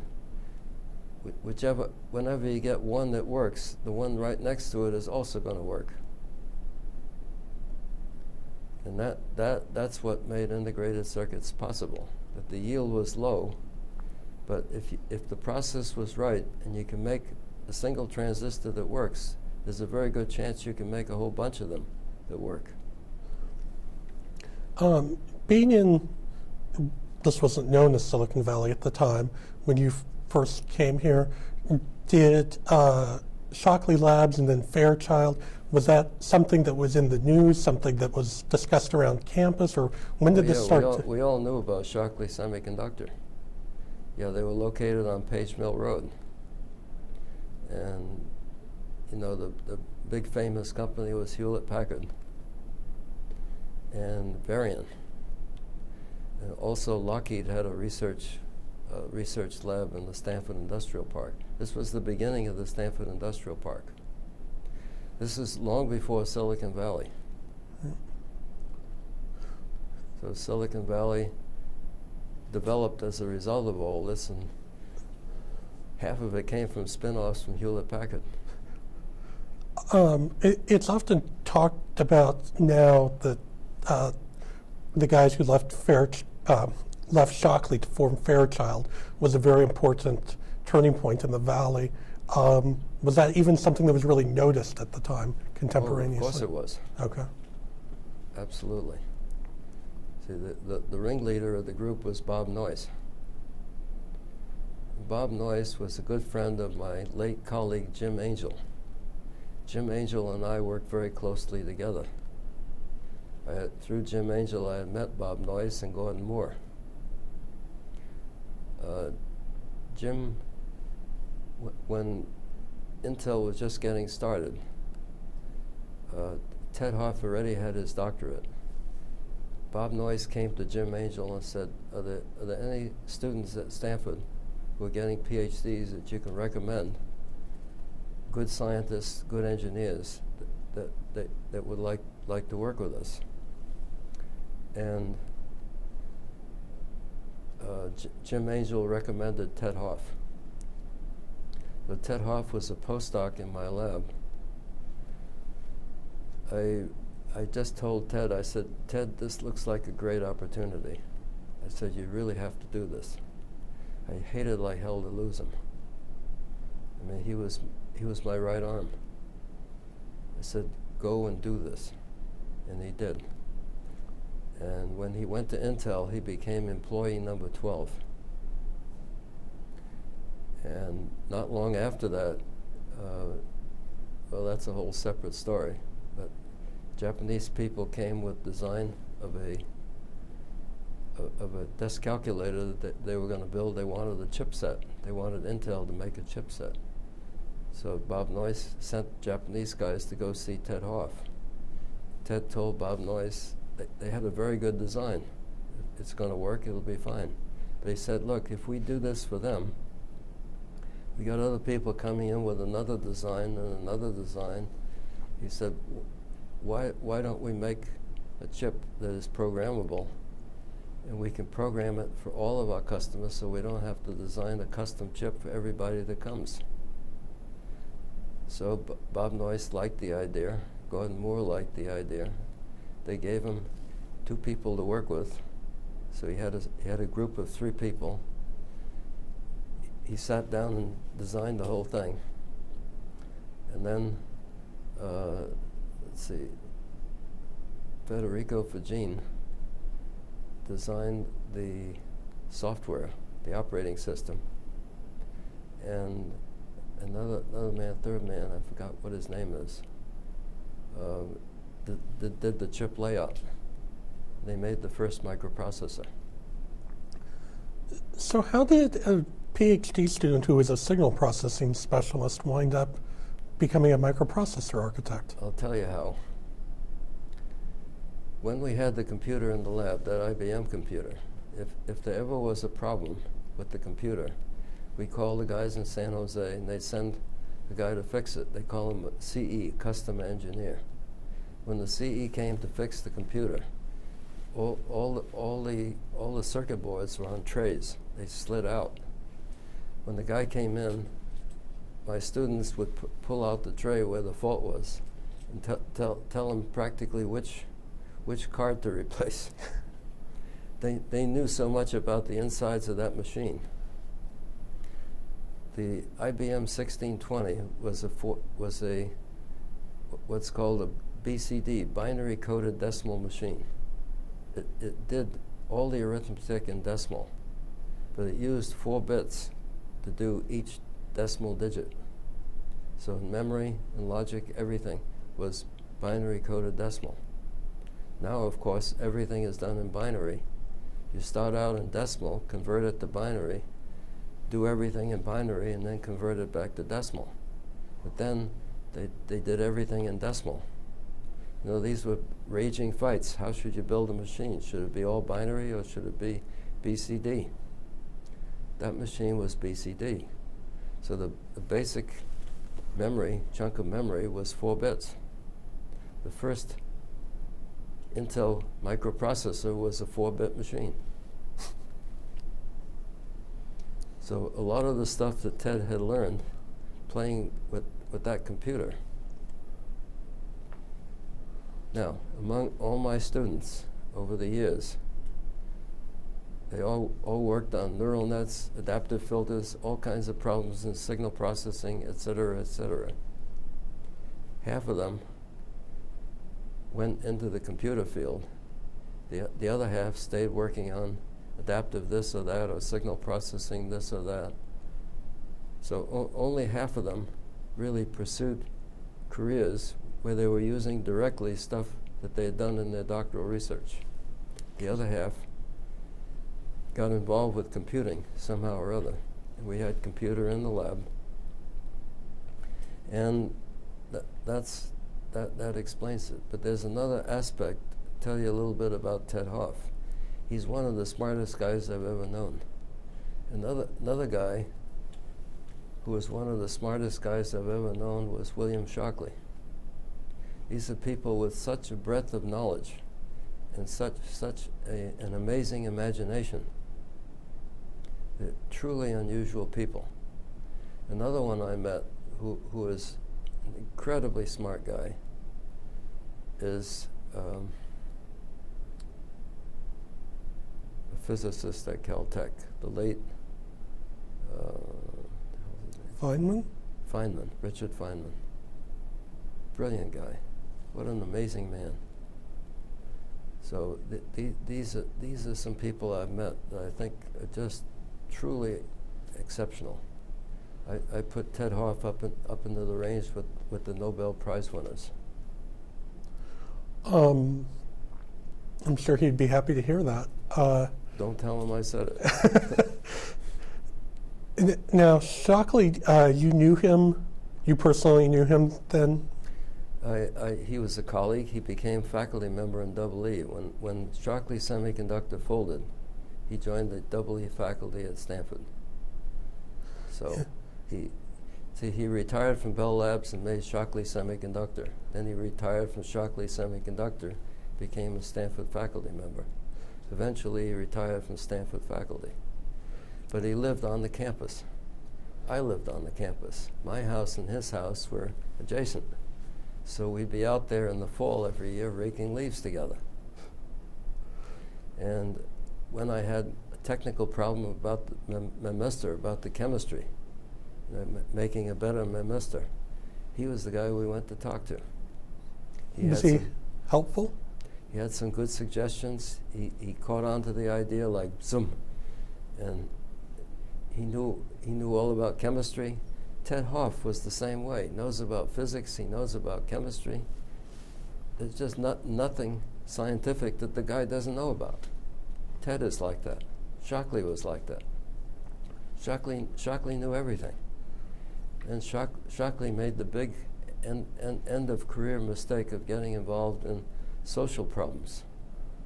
And the social scientist said he doesn't know what he's talking about. But the social scientist didn't know Shockley. So I think I better not make any comments from here on because his stuff was so controversial. And I'm not sure whether he was right or wrong. Yeah, he certainly had his But I would certainly not dismiss him out of sight in anything that he studied. Excuse me. No, that's fine. I was going to say his late career certainly had a lot of controversy to it. Prior to that stage, when he was an EE professor at Stanford, was there anything particularly interesting in his work at that time after Shockley Labs? I don't really know whether he came up with anything really remarkable as a faculty member. Okay. But he was teaching classes in semiconductor theory. Stuff really for physicists and engineers. He was sort of halfway between. Okay. And then another question branching off, since you had Ted go to Intel and start working at microprocessors, at any point did you start considering working with someone to get a special purpose processor to implement your algorithms? We've always thought of that. But the idea of making a custom chip to do it is very expensive. It's not something you can do. You had to have a lot of money behind the idea. And anybody that's going to put a lot of money into it has to have some idea of what they're going to get out of it. They don't do it for the science of it or the fun of it. There's no doubt you could do it. I mean, we're simulating neural networks on the computer. So it seems to me that there's no doubt you can build special chips. And we're even contemplating this today. Yeah, so starting in the late 70s, you started to see the appearance of dedicated digital signal processors on the market. In fact, Dr. Hoff, I believe, designed one while he was at Intel. He designed the first DSP chip, digital signal processing chip. Did you get one of the? Did you start using one in your research out of curiosity, or? It wouldn't really have. It would have been interesting to have it, and I knew he did it. But we didn't have applications, real-time applications that we needed a chip like that for. Anything you can do with that chip, you can do with a conventional computer. So that's the way we were doing things, without special purpose stuff. Looking back on the work you've done in neural networks, adaptive learning, have they fulfilled the promise that you thought they had? In some sense, yes. In some sense, no. Some of the commercial speech recognition systems now are using neural networks. So I think there are applications of neural networks that are performing tremendous human good. Also, the other thing is that the adaptive filter is like a neural net with a single neuron. And without adaptive filters, you wouldn't have digital communications. So do I say that is this disappointing or not? I say the whole thing didn't work out the way I thought it would, but I ain't complaining. How much interaction was there between you and computer scientists who studied AI? Zero. Okay. So do you have an opinion on sort of strong AI versus weak AI, how smart computers will get in the future? Or would you like to not predict that? It's an interesting subject. Interesting subject. Some of the best work that was ever done in AI was done by a man named Arthur Samuel. And what he did is he developed a program. He was working at IBM at the time. Worked the program using an IBM mainframe to play the game of checkers. And he was able to get his program to play a game of checkers that he could not beat the program. Program would beat him. But it wouldn't beat the best checker players in the world. But the stuff he did corresponded to some thoughts I had about thinking, how thinking works. And this is things I thought about after I came back from the conference at Dartmouth College. Samuel's work was so long ago. Samuel's work was before the conference at Dartmouth College, that he was already working on checker playing program. I think he published a nice paper in 1959 on checker playing. It was in MIT Technology Review magazine. I still have a copy of it. It's a beautiful article, only a few pages long, but really, really profound.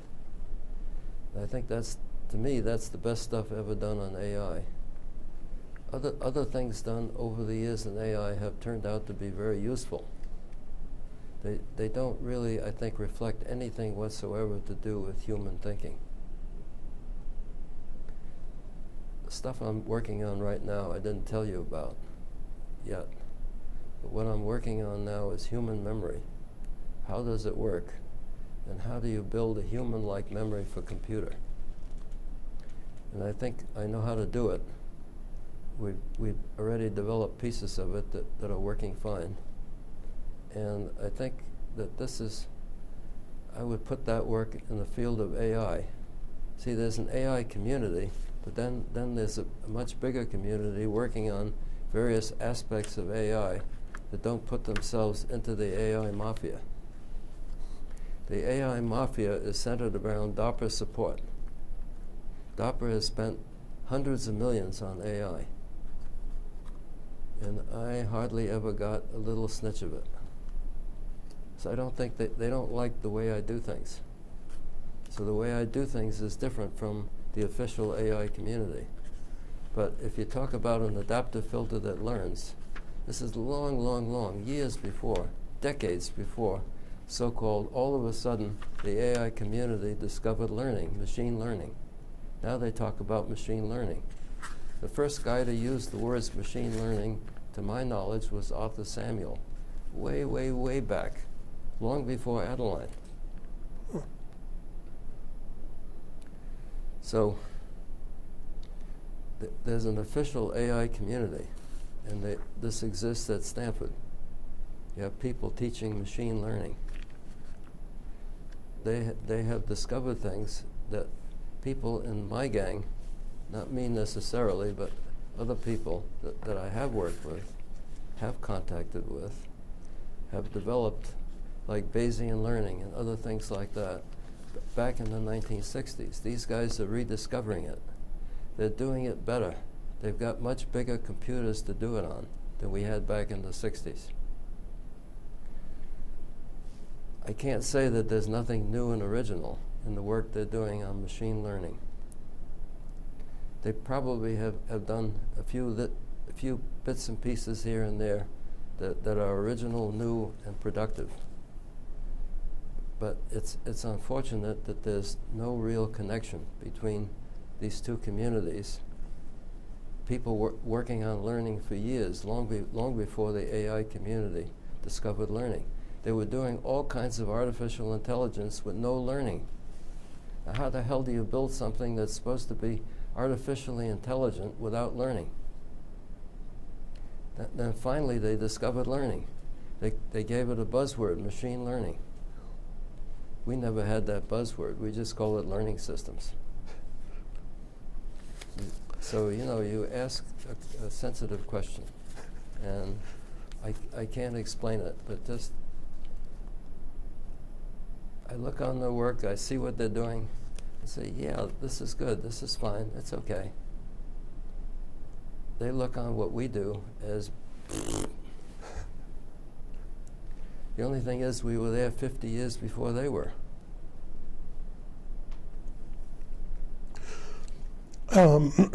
One thing you mentioned earlier in this interview was you went on to adaptive systems after doing work in quantization noise. And you said you could have spent the rest of your career doing quantization noise. Yes. But you did actually come back, and it seems like out of nowhere, wrote a book on quantization noise fairly recently. Who did?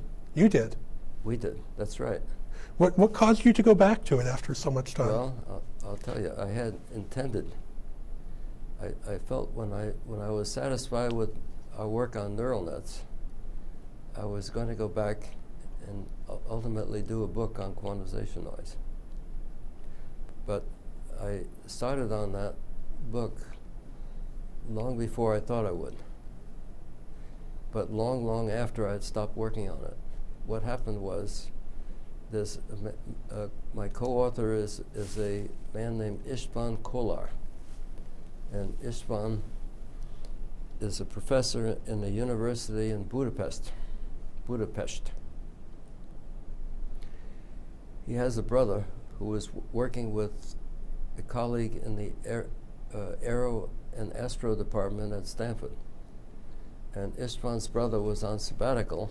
The two of them were professors at this university. And István was visiting his brother. His brother was at Stanford. István, I think, was in the country to give a paper at a conference. Came to Stanford, was wandering around in our building, and he saw my name on the door. And he got all excited because he had a group of students in Budapest working on quantization noise.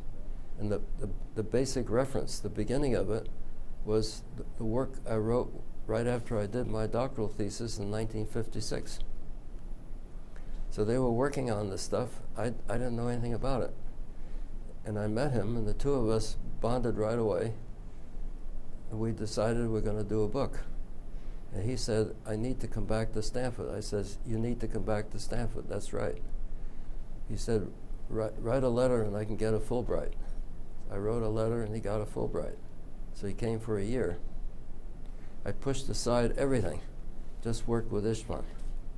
Of course, I had students, doctoral students, in the pipeline. And so I helped them where necessary. But I stopped working on things that they were working on and focused everything on working with István. So day and night I'm working with István. So after a year, we're not done yet. So we wrote another letter, and he got another extension on his Fulbright for another year.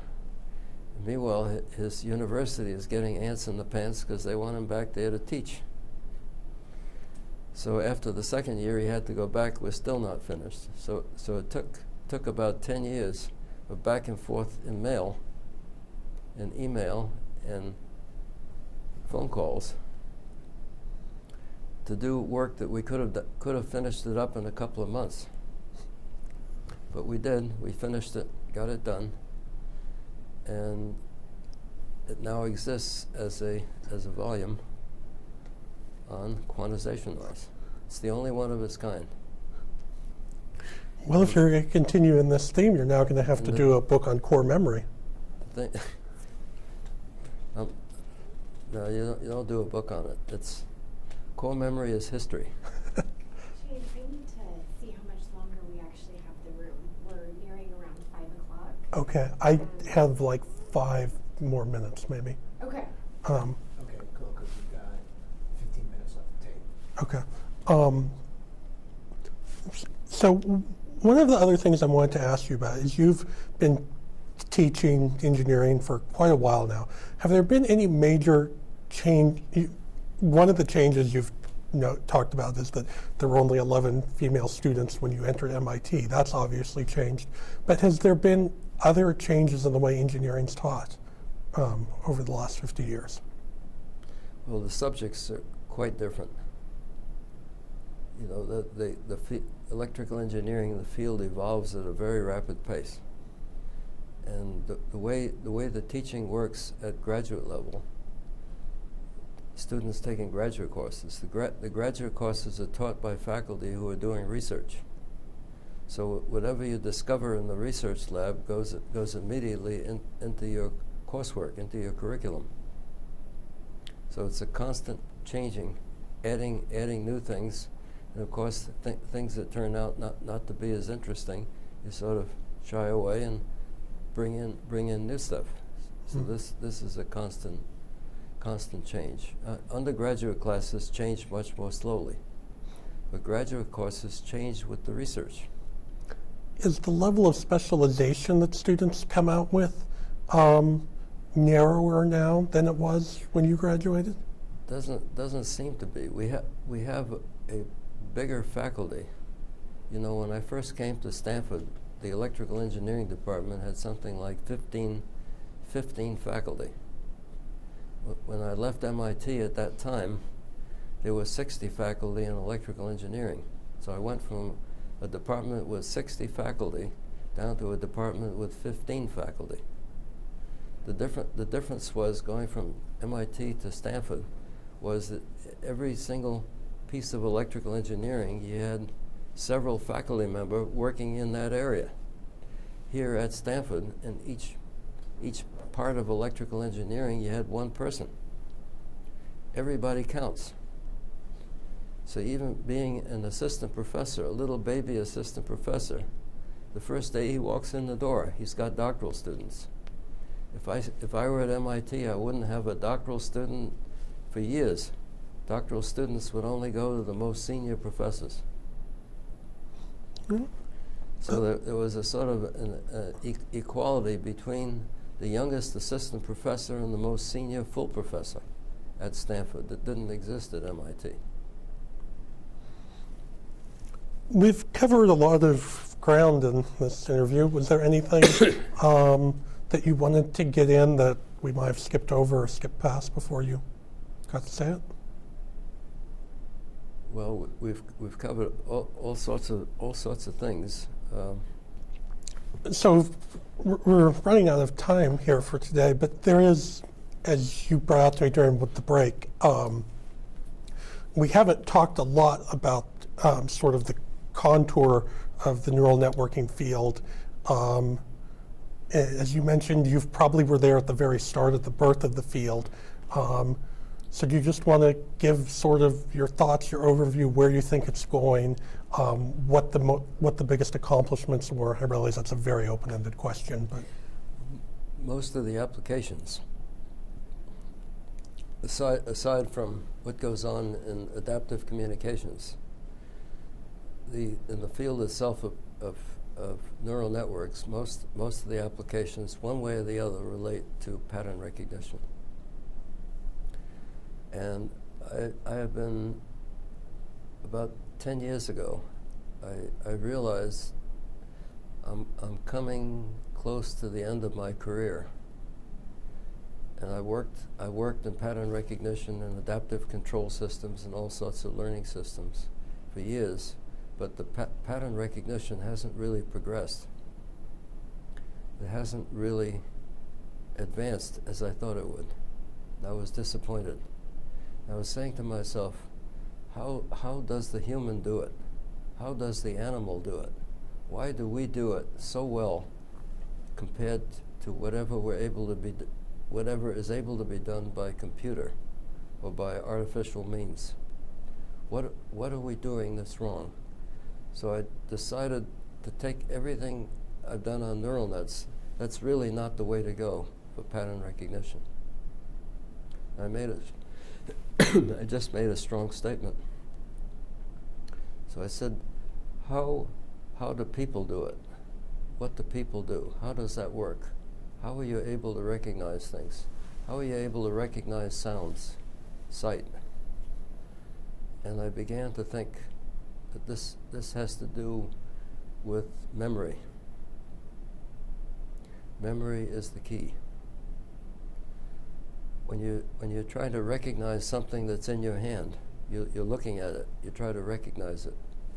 The way you do that, it seems to me, is to compare what you're seeing with something you've seen before that you have already stored the image of in memory. So the way you do pattern recognition with neural networks directly is you feed in input patterns and you train the neural net to give outputs corresponding to the class of that input pattern. You teach it to classify the input pattern. Then you give it a new pattern. It'll tell you the class of that pattern that's closest to one of the patterns that you've already seen. But the patterns that you trained it on, once you train the neural network, you can throw the patterns away. All the knowledge, all the experience is contained in the synapses and the weights and the coefficients. Now, what I'm saying is, don't throw away the training patterns. Keep the training patterns. And what you need to do is to connect something you're seeing or hearing or feeling or smelling or something now to something you've experienced previously in the past. And you have that all in memory.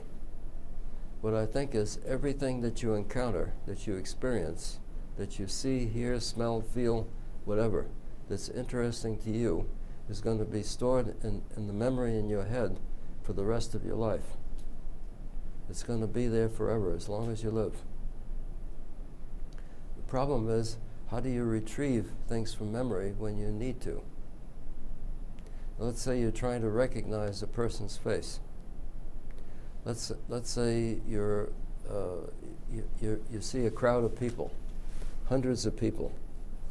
All of a sudden, in the crowd, you see a face that's a familiar face, and you say, I know that guy. How do you do that? I know that guy. Then you go up and talk to that person. You can have a conversation with that person because you know the person. Clearly, there has to be things of the previous conversation or conversations about that person that you remember. It's in memory. If you didn't have memory, you wouldn't know that person. You wouldn't be able to have a conversation with that person. So, with seeing that person, you're able to connect the image of that person's face, even though you never saw it exactly the same way, same distance. If he's further away, the image of the face on the retinas of your eyeballs is smaller. He's up close, bigger. So you see his face, different sizes. You see different aspect angles. The head is this way, the head is that way. Your head is this way, that way. So the way you see the person's face is different every time you see the person. What I say is, I'll have a conversation with you for a half hour. I get introduced to you. We introduce each other. However, I see images of your face, subject of conversation, your name, because we were introduced. The next time I see you, if I can pull that out of memory, the images of your face, the sound of your name being pronounced, they're all recorded in the same place in the memory. You don't have a special memory for faces or a special memory for visual images distinct from sounds. They're all recorded in the same place. They have to be. I'm trying to think, if I were going to design a memory, and I did design memories, I used to design core memories. This is different, but I'm still a memory designer. If I'm going to design a memory to behave like a human-like memory, how would I design it? And what would I do with that memory if I had it? And now what I realize you can do with it, if you had a computer with a human-like memory, you'd be able to recognize patterns, like humans. You'd be able to do very complex control problems, like the human does with locomotion. That's all done from memory. Without memory, you can't walk. Without memory, you can't talk. The control is all pulled out of memory. So the connection between